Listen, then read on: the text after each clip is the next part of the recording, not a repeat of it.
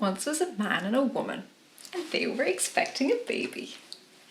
They lived in a little house, and from the window upstairs they could see down into the garden next door. It was a beautiful garden, full of flowers and juicy looking vegetables. All around the garden was a very high wall. Nobody dared to go into it because it belonged to an evil witch.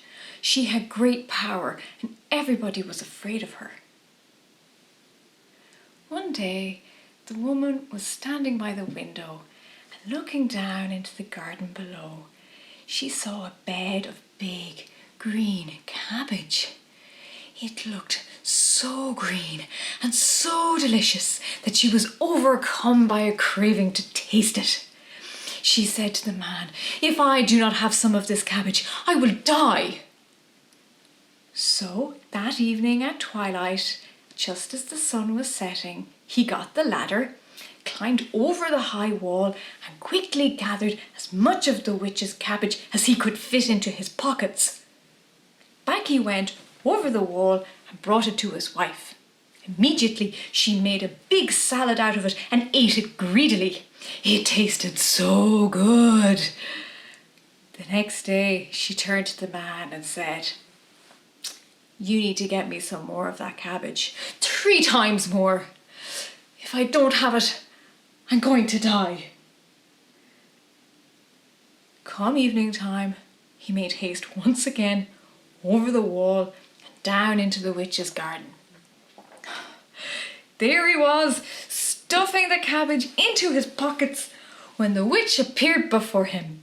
"How dare you?" she screamed. "How dare you creep into my garden and steal my cabbage? You will suffer for it." "I'm really very sorry," said the man, "but you don't understand. My wife is going to have a baby and she has such a craving for your beautiful cabbage that she thinks she's going to die if she doesn't eat it." The witch looked at him for a moment and then said, "Well, if that's the case, then you can take as much cabbage as you want. But on one condition. When the baby is born, you give it to me." The man was absolutely terrified and he agreed to everything and fled the garden. But sure enough, as soon as the baby was born, the witch appeared and took the baby away. She called it Rapunzel. When Rapunzel was 12 years old, the witch decided to shut her into a tower which lay in a forest. It didn't have a door or stairs, just a little room at the top with a window in it. When the witch wanted to go up to Rapunzel, she would stand below the window and call up, "Rapunzel, Rapunzel, let down your hair."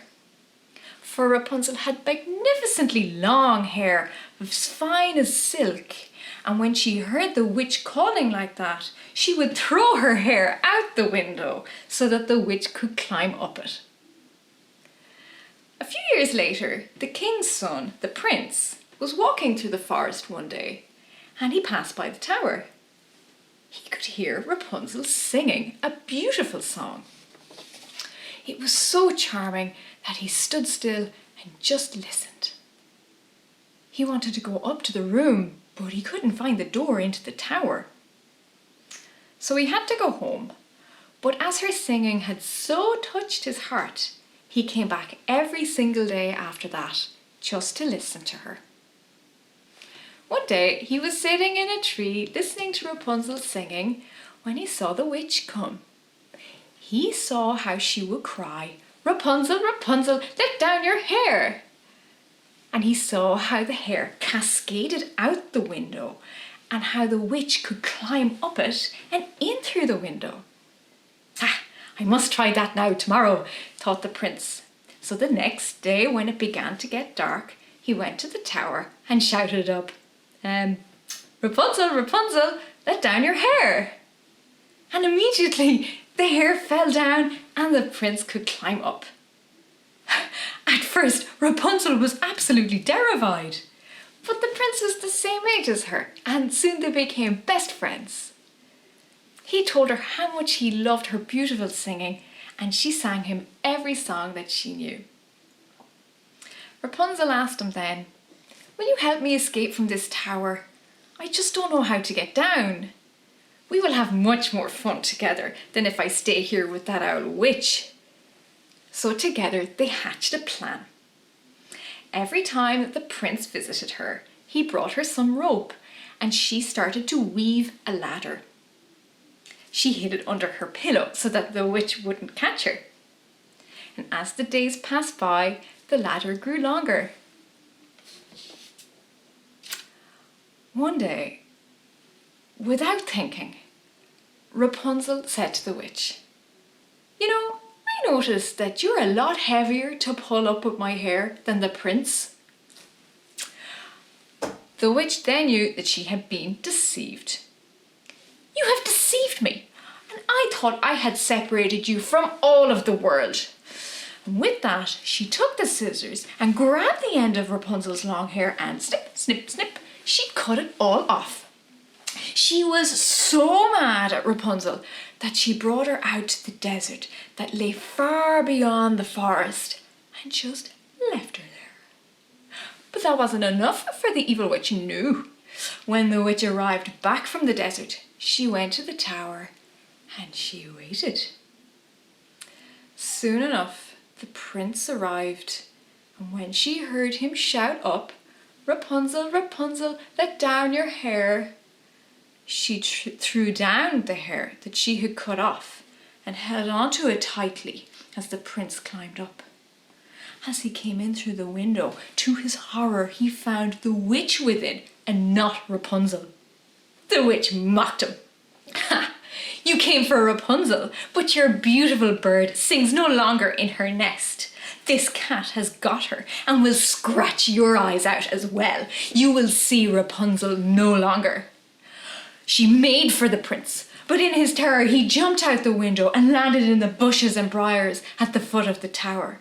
The briars scraped at his eyes and he was blinded. He staggered into the forest. He couldn't find anything to eat but berries from the trees and little things in the bushes.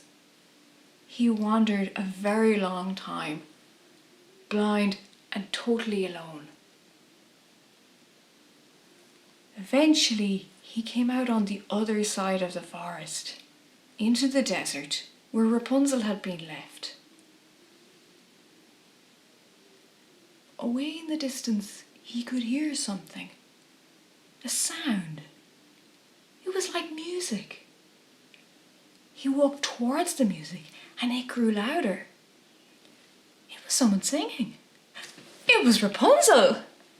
As soon as she saw him staggering to her, she ran to him and gave him a big hug.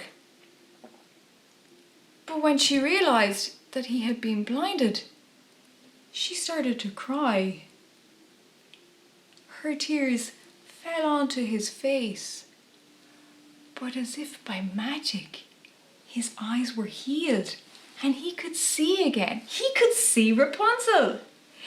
They were overjoyed. They went home to his kingdom where there are no witches, and they lived happily ever after.